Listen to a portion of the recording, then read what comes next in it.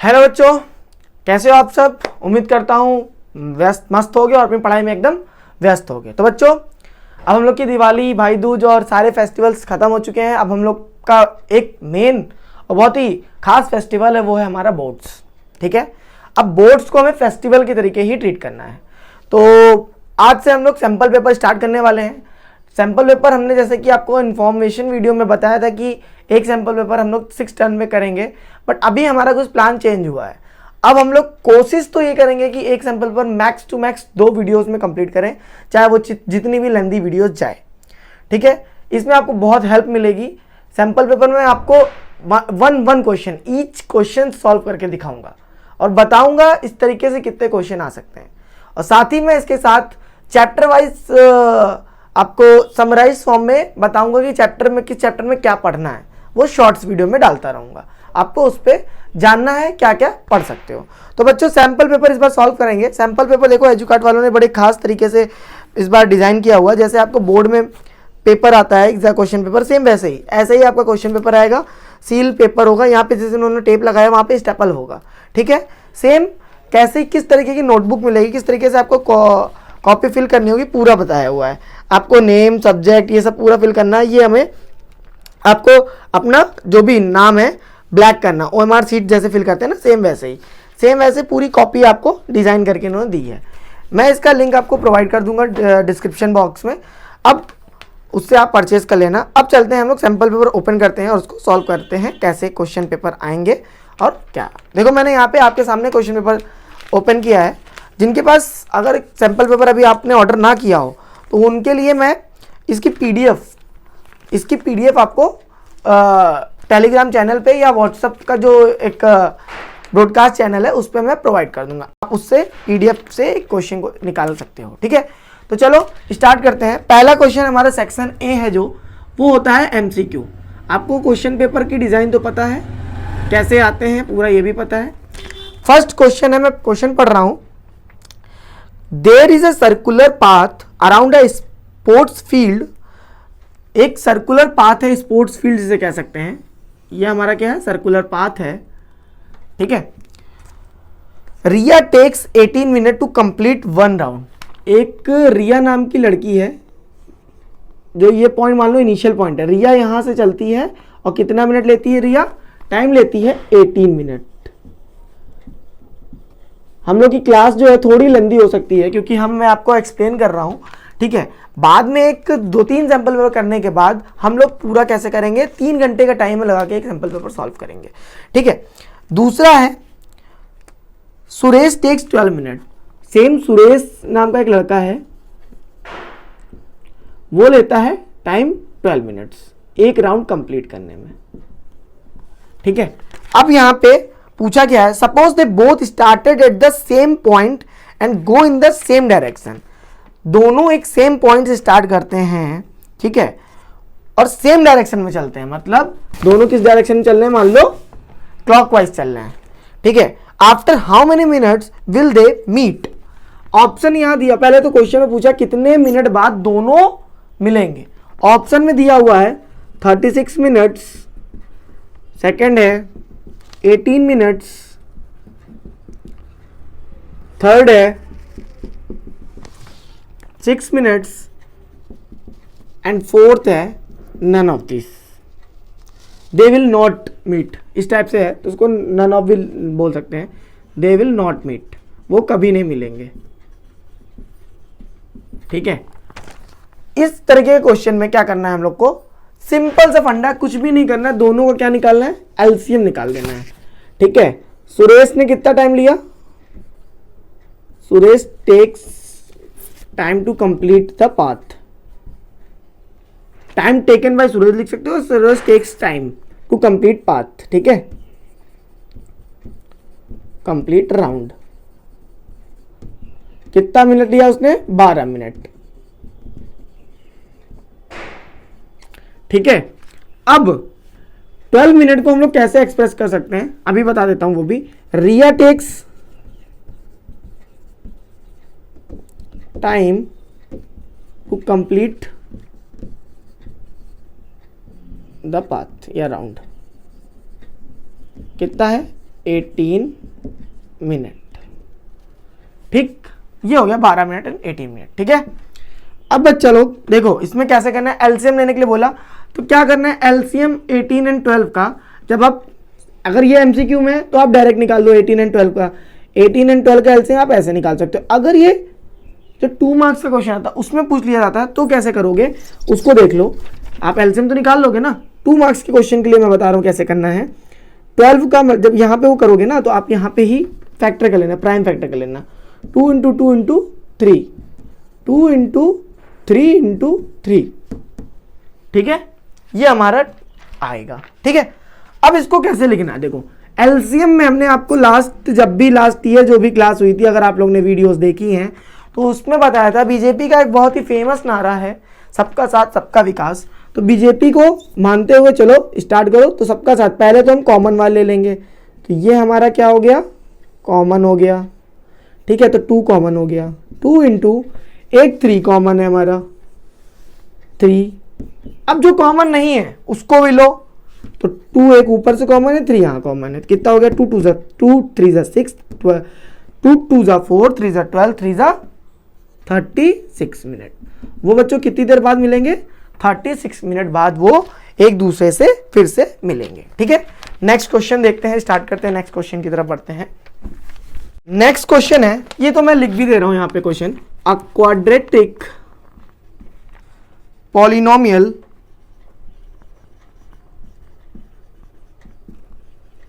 Having zeros -3 and 1। ठीक है, अब इसको करना है, ऑप्शन इसमें मैं नहीं लिख रहा हूं, सिंपल सा फंडा है। पॉलिनोमियल है, a quadratic polynomial having 0 -3 and 1। इसमें आपको इक्वेशन बतानी है, क्वाड्रेटिक इक्वेशन या क्वाड्रेटिक पॉलिनोमियल क्या होगा। क्वाड्रेटिक इक्वेशन पॉलिनोमियल, फिलहाल तो पॉलिनोमियल पूछा है, तो पॉलिनोमियल में इक्वल टू 0 नहीं होता है, और इक्वेशन क्वाड्रेटिक इक्वेशन में क्या होता है, इज इक्वल टू 0 होता है। ठीक है, अब इसको कैसे करते हैं, देखो सिंपल सा फंडा है, सम ऑफ जीरोस, एक फॉर्मूला है इसका, मैंने आपको बताया था, फिर से एक बार रिवाइज अच्छा है कर लेते हैं। X square minus sum of zeros into x plus product of zeros. Zeros भी बोल सकते हो इसको, रूट्स भी बोल सकते हो। ठीक है, ये हमारा फॉर्मूला है। अब x square minus sum of zero क्या है, -3 plus 1 into x plus product of zero क्या है, -3 इंटू 1। ठीक है, आंसर क्या आ जाएगा, एक्स स्क्वायर माइनस, ये तो हमारा -3 प्लस 1 -2 आएगा, -2 और माइनस ये क्या हो जाएगा प्लस का 2x -3, ये हमारा क्या हो जाएगा, क्वाड्रेटिक पॉलिनोमियल हो जाएगा। ठीक है बच्चों, थर्ड क्वेश्चन भी कर लेते हैं इसी समय। थर्ड क्वेश्चन है, the degree of equation x plus 1 का whole square is equal to 4x³ -3 is. अब डिग्री पूछा है, डिग्री वाले क्वेश्चन जानते हो, हाईएस्ट पावर जो होती है वही डिग्री होती है। अब हाईएस्ट पावर जो निकालना है हमको, हाईएस्ट पावर कैसे निकालेंगे, देखो यहाँ से लोग कुछ बच्चे इसको जज करके हाईएस्ट पावर निकाल देंगे, मे भी कभी कदार ये करेक्ट हो सकता है, लेकिन हमेशा ये करेक्ट हो ये कुछ कह नहीं सकते। सबसे पहले इसको ओपन करो, x प्लस 1 का होल स्क्वायर कितना होगा, x square plus 1 plus 2x is equal to 4x³ -12। ठीक है, अब इसको डिक्रीजिंग ऑर्डर में सेट कर लो, तो 4x³ minus x square plus 2x -12 और -1 कितना हो जाएगा, माइनस का 13 इज इक्वल टू 0। हमारी हाईएस्ट पावर क्या है, 3 है, यहाँ ऑप्शन हमारा 3। तो डिग्री ऑफ इक्वेशन क्या हो जाएगी, degree of equation is equal to 3। ये हमारा क्या हो जाएगा बच्चा, आंसर हो जाएगा। देखो बच्चों इतना टाइम लग रहा है, मैं आपको एक्सप्लेन कर रहा हूँ इसलिए, बट आपको इतना टाइम नहीं लेना है। ठीक है, चलो आगे बढ़ते हैं क्वेश्चन। बच्चों फोर्थ क्वेश्चन देखते हैं क्या है। फोर्थ क्वेश्चन है, हमें रूट्स का नेचर बताना है। क्वेश्चन नंबर 4 एमसीक्यू में, the roots of a equation the roots of equation is equal, equation दिया under root 3x square minus 2x minus under root 3 is equal to 0। इसका root बताना है हमको। तो देखो इसके लिए हमें क्या करना होता है, डिस्क्रिमिनेंट निकालना होता है, जिसका फॉर्मूला होता है d is equal to b square minus 4ac। ठीक है, अब d की वैल्यू अगर लेस देन 0 है तो हमारा क्या होता है, लेस देन 0, ग्रेटर देन 0 और इक्वल। अगर हमारा d की वैल्यू क्या है, d is equal to equal है, तो हमारा आंसर होता है रियल एंड इक्वल रूट्स। ठीक है, रियल एंड इक्वल। d की वैल्यू अगर ग्रेटर देन 0 है तो होता है irrational and distinct, irrational and distinct. d की वैल्यू लेस देन 0 है तो होता है rational and distinct.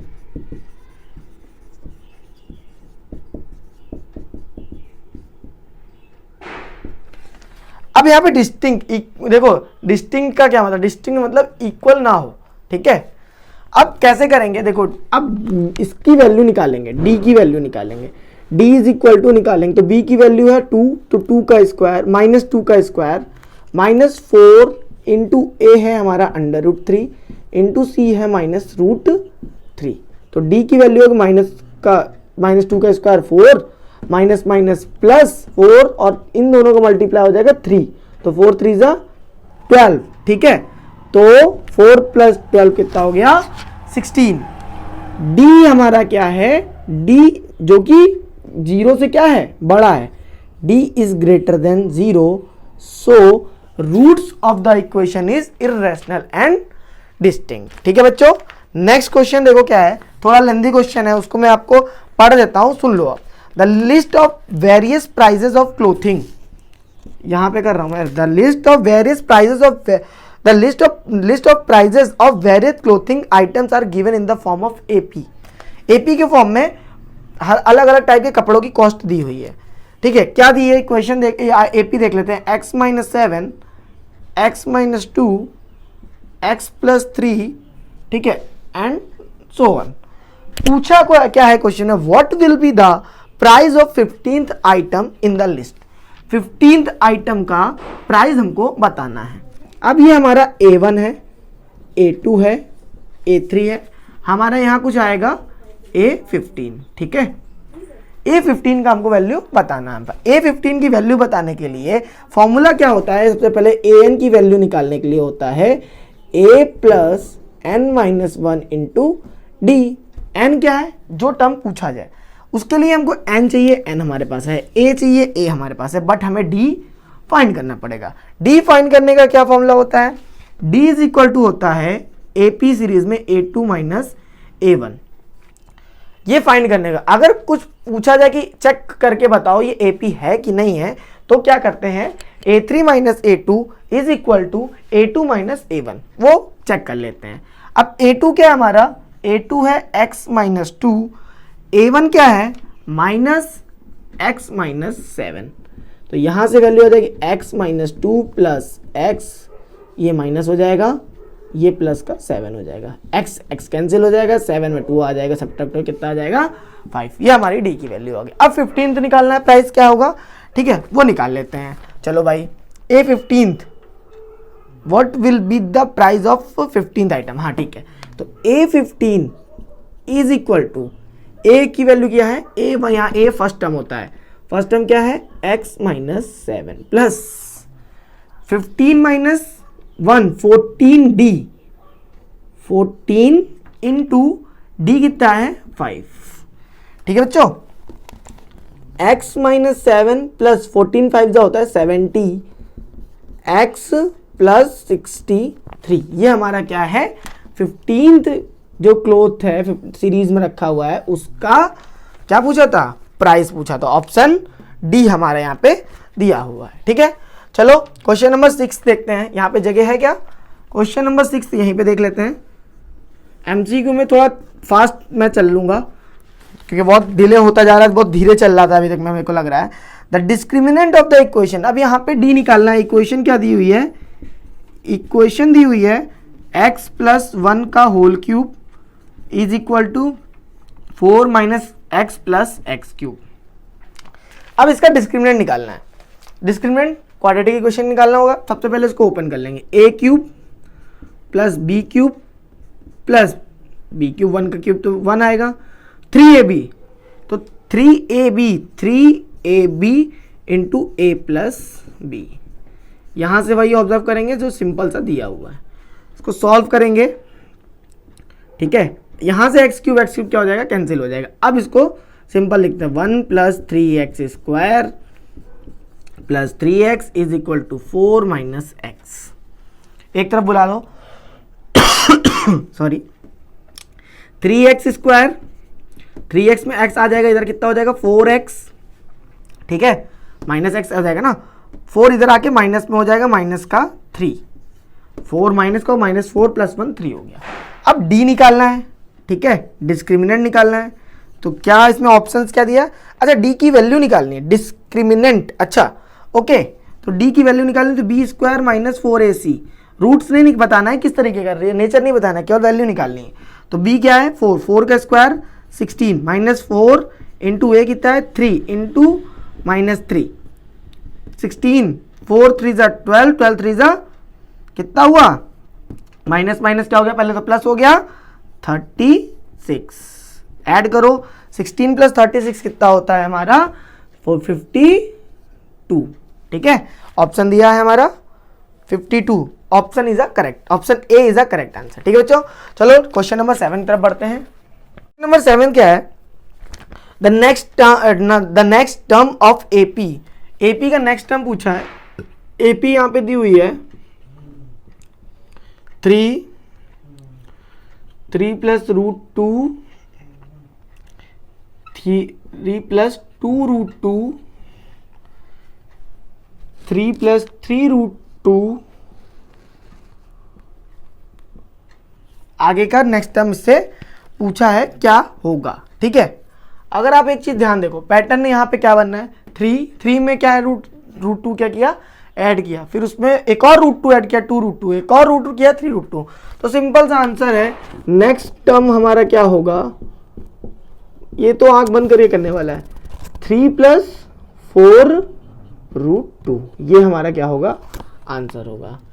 8th question देखो क्या है, the value of x and y, x और y की वैल्यू पूछा है, the value of x and y, x plus 2y is equal to 9, comma 2x minus y is equal to 8, ये हमारी value इसकी में ये इक्वेशन दी हुई है। ठीक है, लीनियर इक्वेशन है, इसमें x और y की वैल्यू पूछी है। कैसे कर सकते हैं, बहुत दो मेथड है, सब्स्टिट्यूशन मेथड लगा दो या एलिमिनेशन मेथड लगा दो। एलिमिनेशन मेथड हमेशा सबका फेवरेट होता है, इसमें 2 का मल्टीप्लाई कर दो, तो इसके नीचे लिख लेते हैं, तो हो गया 4x minus 2y is equal to 16। अब क्या करना है, अगर प्लस माइनस मिल जाए तो ऐड कर दो, ऐड कर दिया तो ये क्या हो गया, कट गया, कैंसिल आउट हो गया, 5x is equal to 16 minus 16 plus 9 equal 25, x की वैल्यू कितनी हो गई 5, ये x की वैल्यू किसी भी इन दोनों इक्वेशन में किसी में भी पुट कर दो। अब इसमें x की वैल्यू पुट करी हमने, जैसे फर्स्ट वाले में ही नहीं सेकंड वाले में कर लेते हैं, तो 2 into 5 minus y is equal to 8, तो ठीक है, 10 minus y is equal to 8, तो y की वैल्यू कितनी हो गई 2। ठीक है, x की वैल्यू 5, y की वैल्यू 2, आंसर किस फॉर्म में आता है 5,2, ये हमारा क्या हो गया, आंसर हो गया। ठीक है, नेक्स्ट क्वेश्चन है क्वेश्चन नंबर 9, इसमें एक ट्राइंगल दिया हुआ है, उसके कुछ कोऑर्डिनेट दिए हुए हैं, बताना है ट्राइंगल का नेचर किस तरीके का है। सारे कोऑर्डिनेट क्या दिए हुए हैं, 2,4, 2,6, 2, माइनस रूट 2 माइनस रूट 3, 5। इस क्वेश्चन को बहुत ही बेकार लगता है जब ये एमसीक्यू में आता है, क्योंकि एमसीक्यू के लायक क्वेश्चन ही नहीं है, इसमें वर्किंग पूरी करनी पड़ती है। इसमें क्या है, ए बी की वैल्यू निकालोगे, कोऑर्डिनेट के नाम दे दो ए बी सी, ठीक है, ए बी की वैल्यू निकालो तो क्या होता है, फॉर्मूला होता है डिस्टेंस का, फॉर्मूला क्या होता है under root x2 minus x1 का whole square plus y2 minus y1 का होल स्क्वायर। ये फॉर्मूला होता है। एक बार चेक कर लो सर कुछ गलत तो नहीं लिख रहे हैं, क्योंकि पता है ना मैं गलत भी लिख के आप लोग को जगा देता हूँ। जो बच्चे ऑफलाइन पढ़ते हैं उनको ये चीज़ पता होगी, ठीक है। अब x2 माइनस x1, x2 क्या है, अगर इन दोनों केस में देखेंगे तो x1 x2, x1 y1 x2 y2, 4 minus नहीं 2 माइनस 2 कितना हो गया 0, तो 0 का स्क्वायर प्लस 6 माइनस 4 का स्क्वायर 2 का स्क्वायर, तो कितना हो गया, ए बी की वैल्यू हो गई 2 यूनिट। बी सी की वैल्यू कितनी होगी, बी सी की वैल्यू निकालते हैं, सिंपल सा बिल्कुल, दिस माइनस दिस, तो 2 माइनस 3, तो यहां हो गया √3 का स्क्वायर। डायरेक्ट कर रहा हूं, देखो 2 माइनस 3 माइनस 2, 2 कैंसिल, माइनस 3 का स्क्वायर, ठीक है, plus 6 minus 5, sorry 5 minus 6 minus 1 का होल स्क्वायर। मैंने ये 1 माना है ना, तो ये 2 माना है, तो 5 माइनस 6 का स्क्वायर, यही माना है क्या, हाँ। 3 प्लस 1 अंडर रूट 4, 2 यूनिट, इसकी भी आ गई। अब लास्ट हमारा बचता है क्या, ए सी की वैल्यू कैसे निकालेंगे, 2 सेम ऐसे ही करेंगे, 2 माइनस √3 माइनस 2 माइनस √3 का होल स्क्वायर प्लस 5 माइनस 4 का होल स्क्वायर, कितना हो गया 1, ये भी हमारा कितना आ गया 3 plus 1 under root 4, 2 unit. So A B is equal to B C is equal to A C. So ये हमारा ट्राइंगल किस तरीके का हुआ, इक्विलैटरल ट्राइंगल, ठीक है बच्चों। नेक्स्ट क्वेश्चन पढ़ते हैं, तो देखते हैं नेक्स्ट क्वेश्चन है क्वेश्चन नंबर 10। क्या बोल रहा है भाई, under angle B is equal to angle C comma A B is equal to 6 centimetre, A C is equal to 8 centimetre and AD is a bisector of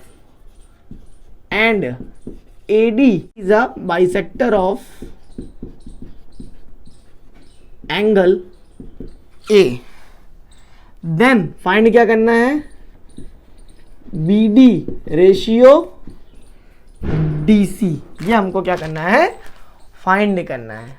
तो बच्चा लोग triangle chapter जो हम लोग कंपेयर करते थे, ठीक है, पहले ड्राइंग फिगर बना लेते। क्या है ये, हमारा मान लो एक ABC ट्राइंगल दिया हुआ है, ओके, ABC, यहाँ दिया B is equal to C, angle B is equal to क्या दिया है, angle B is equal to C दिया है, ओके। AB की वैल्यू दी है 6, AC की वैल्यू दी 8, AD is a bisector of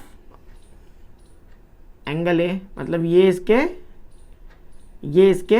equal है, ठीक है। बहुत ही सिंपल है।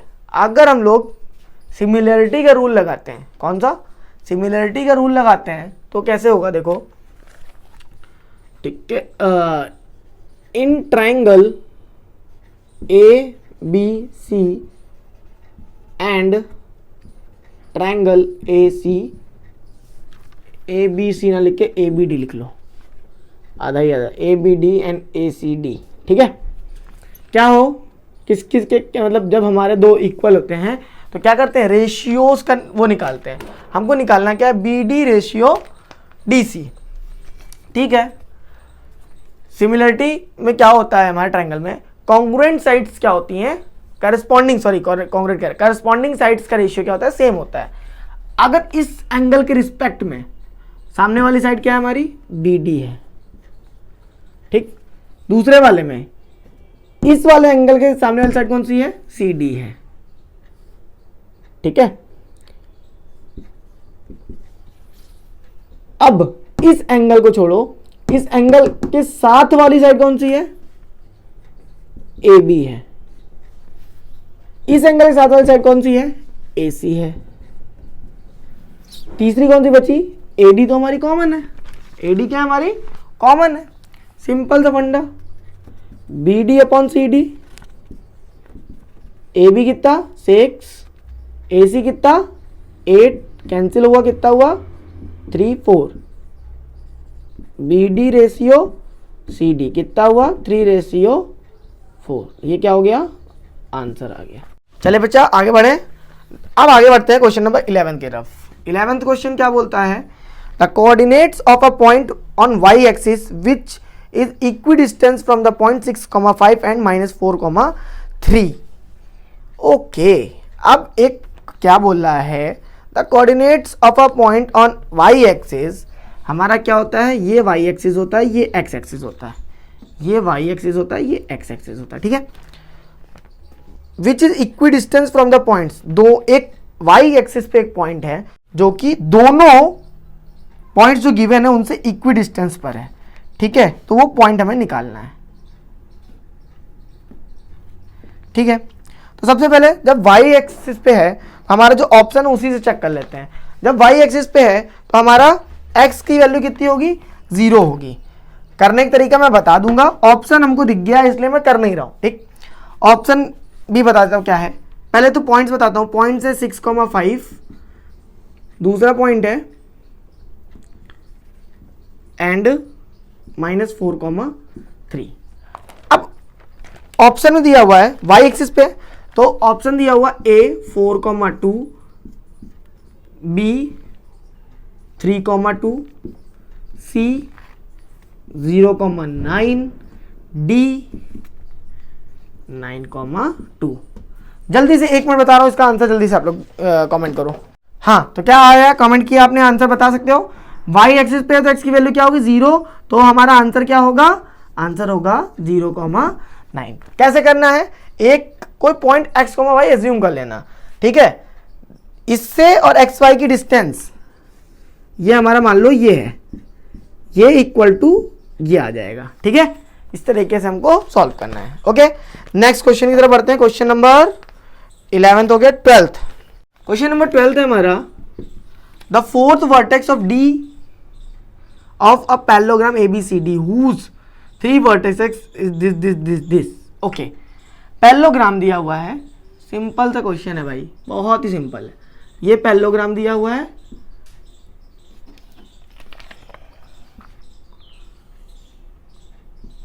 ABCD। ए की वैल्यू दी है 2,3, बी की वैल्यू दी है 6,7, सी की वैल्यू दी है 8,3, डी की वैल्यू हमसे पूछा है। सिंपल सा क्वेश्चन है, इसको बहुत आसानी से कर सकते हैं। एक बार ये दोनों पैरेललोग्राम में क्या होती हैं, अपोजिट साइड्स आर इक्वल, तो इन दोनों की डिस्टेंस निकालो, फिर इन दोनों की डिस्टेंस निकालो, एक हमारी इक्वेशन आ जाएगी, उसमें पुट कर दो, आंसर सिंपल सा आ जाएगा, ठीक है। इसमें भी ना है तो फिर क्या कर सकते हो, और कोई तरीका है, नहीं तो सिंपल सा है, ये एक और तरीका कर सकते हो। लेकिन हमें निकालना क्या है, कोऑर्डिनेट की वैल्यू निकालनी। हाँ, ये भी कर सकते हो, नहीं तो डायगोनल्स के भी इक्वेट कर सकते हो, ठीक है। अब देखो कैसे होगा वो करके देखना, ठीक है। चलो नेक्स्ट क्वेश्चन पढ़ते हैं। क्वेश्चन नंबर 13 की तरफ देखते हैं, क्या है, which of the following statement is not true. कौन सा स्टेटमेंट क्या है, ट्रू नहीं है, गलत है। All congruent figure are similar, क्या सारे कॉन्ग्रुएंट फिगर सिमिलर होते हैं। हाँ, कॉन्ग्रुएंट क्या होता है, सिमिलर क्या होता है, मैं डिफरेंस एक बार फिर से बता देता हूँ। कॉन्ग्रुएंट जो बीच से हमें क्या करना है, फोल्ड करने पे ओवरलैप कर जाए, या एक के ऊपर एक रखने पे भी क्या हो, ओवरलैप कर जाए, ठीक है। दूसरा है all similar figure are congruent, सारे सिमिलर कॉन्ग्रुएंट होते हैं, नहीं। सिमिलर में क्या होता है, करस्पॉन्डिंग साइड्स का रेशियो इक्वल होता है, कांस्टेंट होता है। बट कॉन्ग्रुएंट में क्या है, सारा ही इक्वल होता है, एक एक पॉइंट इक्वल होता है, एक एक डिस्टेंस इक्वल होती है, एक एक एंगल डिस्टेंस होता है, एंगल इक्वल होता है, सॉरी कुछ अगर गलत बोल दिया हो तो। तीसरा है द रेशियो ऑफ, मतलब सेकंड वाला हमारा क्या है, गलत है। अभी तो फिलहाल एक मिल गया, एक ही होगा, बाकी भी पढ़ लेते हैं, एक्सप्लेन करते हैं। Ratio of corresponding side similar triangle in constant, मैंने बता दिया अभी। A line drawn parallel to one side of a triangle, एक लाइन है पैरेलल ड्रॉ करते हैं एक ट्राइंगल के one side of a triangle, एक ट्राइंगल की साइड के पैरेलल ड्रॉ करते हैं, to intersect the other two sides in distinct point can divide the other two sides in same ratio. अब क्या बोल रहा है, हम लोग का ट्राइंगल कैसे बनता है, इस टाइप से बनेगा। जब हमारा ट्राइंगल होगा इस तरीके से ट्राइंगल आता है, ये है। अब इसके पैरेलल एक दोनों को, इसके पहले एक लाइन खींची, दोनों को क्या कर रहा है, सेम रेशियो में डिवाइड करेगा, ठीक है बच्चों। तो नेक्स्ट क्वेश्चन की तरफ बढ़ते हैं बच्चा। नेक्स्ट क्वेश्चन है 14th। क्या बोल रहा है क्वेश्चन? 14th में क्वेश्चन में बोलता है the perimeter of a quadrant of a circle of radius r is, ठीक है, सर्कल का एक क्वाड्रेंट है, ये हमारा क्वाड्रेंट होता है ना सर्कल का, ये हमारा क्वाड्रेंट है, ठीक है। अब इसमें पूछा है आपसे, क्या पूछा है? Perimeter of a quadrant of a circle, perimeter पूछा है, ठीक है। तो क्वेश्चन बहुत ही सिंपल रहेगा, क्वेश्चन में बहुत ही कुछ भी नहीं करना है, क्वेश्चन आप देख के भी कर सकते हो अगर देखना चाहो। आर्क की वैल्यू निकालनी है, आर्क की वैल्यू निकालनी है, कैसे निकालेंगे? आर्क की वैल्यू होती है इस आर्क की, इसकी तो इन दोनों की वैल्यू तो पता है। आर्क की अगर वैल्यू निकालो, मतलब आर्क की डिस्टेंस क्या होती है? क्या होती है? 2 पाई r बाय 4। क्यों? पूरे की वैल्यू क्या होती है? पूरे क्या होती है? पाई r, 2 पाई r। पूरे सर्कल की सर्कमफेरेंस क्या होती है? 2 पाई r। अब केवल एक चौथाई पूछ रहा है, क्या होगी? क्या होगी? डिवाइड कर देंगे 4 से, ठीक है। तो ये क्या हो गया? ये 2 पाई r बाय 4 हो गया। अब ये कट गया, 2 आ गया, आर्क की आ गई। तो पेरीमीटर कितना हो जाएगा? पेरीमीटर हो जाएगा r plus pi r by 2। ये r, ये r ऐड कर दो, इसमें से r कॉमन लेना है। क्या कॉमन लेना है? r कॉमन लेना है। यहाँ आ गया 1 प्लस पाई बाय 2, ठीक है। एलसीएम लोग तो r बाई 2 बाहर आ जाएगा। 2 प्लस पाई कितना हो जाएगा? r by 2 and pi plus 4, ठीक है बच्चा। तो बच्चों नेक्स्ट क्वेश्चन है, पढ़ते हैं। द लाइन 15 बहुत जल्द खत्म हो जाएगा हमारा सेक्शन है। The line intersect the y axis and x axis at the point p and q। p and q पे क्या करता है? एक लाइन इंटरसेक्ट कर रही है, जहां पे p एंड q का mid point 4,-7 is the mid point of P Q. 4,-7 पहले आएगा किस क्वाड्रेंट में? प्लस प्लस, ये होता है प्लस प्लस, ये होता है प्लस माइनस, ये होता है माइनस और प्लस, नहीं ये होता है माइनस माइनस, ठीक है। Plus plus minus plus plus minus, plus minus है तो प्लस माइनस यहाँ पे आएगा। 4,-7 दिया है तो ये लाइन हमारी मान लो ऐसे दी है, मिड पॉइंट दिया है 4,-7, ये हो गया x पे है तो ये होगा x, 0, ये होगा 0, y। अब देखते हैं कैसे होगा। सिंपल सा मिड पॉइंट निकालने क्या होता है? x1 plus y1। अगर x1 निकालें, x1 plus x2 by 2, x2 bye 2 क्या हो जाएगा? x plus 0 by 2 is equal to 4। तो x की वैल्यू कितनी आ जाएगी? 8। y की क्या आएगी? y1 plus y2 by 2 is equal to कितना हो जाएगा? y1 प्लस y2 कितना हो जाएगा? 0 plus y by 2 is equal to 0 plus y by 2 is equal to -7 दिया है, तो y की वैल्यू कितनी हो जाएगी? -14। नहीं, हाँ ये आएगा 8,0 and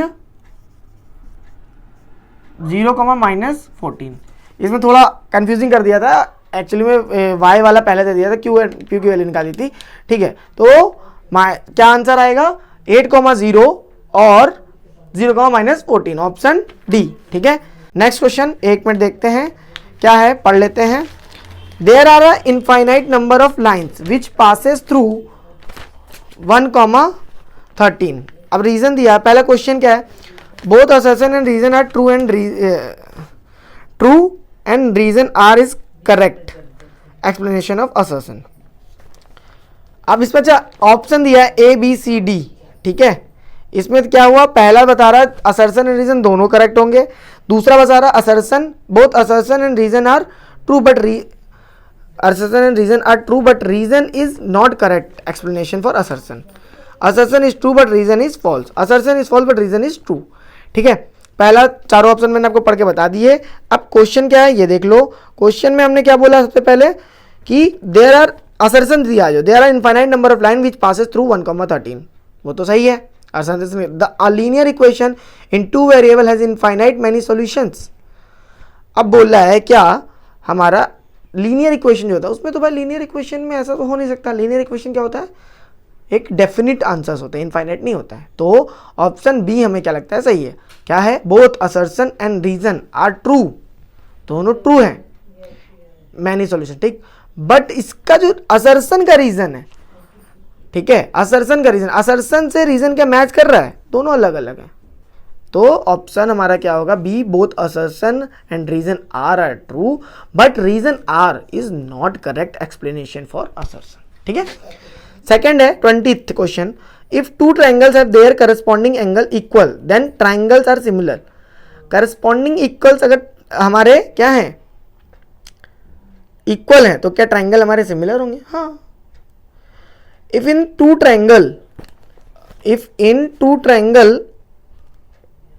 two angles of one triangle are respectively equal to the two angle of other triangle then the two triangles are similar AA, ये भी ठीक है। तो मतलब जो असर्शन है वो भी ठीक है, रीजन है वो भी ठीक है, असर्शन का जो रीजन एक्सप्लेन किया है वो भी सही है, ठीक है बच्चों। तो अभी सेक्शन ए यहीं पे एंड हो गया हमारा। अब मिलेंगे नेक्स्ट क्लास में सेक्शन बी के साथ। तब तक के लिए क्लास में भी अप्रॉक्स 1 आवर्स नहीं तो अप्रॉक्स 45 मिनट तो क्रॉस कर चुकी होगी। आप इन क्वेश्चन को एक बार अटेम्प्ट करो, इसकी पीडीएफ में प्रोवाइड कर दूंगा। नेक्स्ट क्लास में सेक्शन बी सेक्शन सी एक बार कवर करने की कोशिश करेंगे। तब तक के लिए take care, all the best, ठीक है बच्चों, बाय।